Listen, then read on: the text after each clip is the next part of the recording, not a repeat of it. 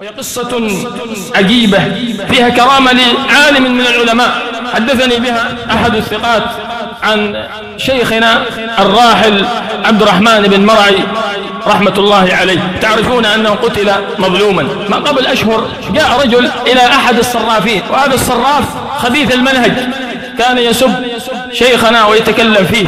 فلما رأى الصراف هذا الرجل قال له: ما زلت تبع الأبرص، لأن شيخنا كان به هذا المرض، مرض البرص.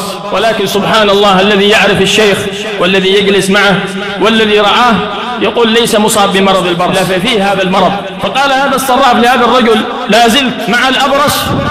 قال: اتق الله، الشيخ قد مات له 8 سنين على ما قتل، فاتق الله في نفسك. ثم مشى هذا الرجل.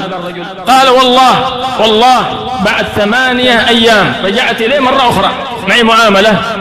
قال: وأتيته وإذا بجسده قد انتشر فيه البرص، في وجهه بقع سوداء وبيضاء. فقلت له: ما هذا يا أخي؟ إيش هذا الذي حل بك؟ قال: والله بسبب الكلمة التي قلتها في هذا الشيخ، قلت فيه برص أو الأبرص، فابتلاني الله عز وجل بهذا المرض.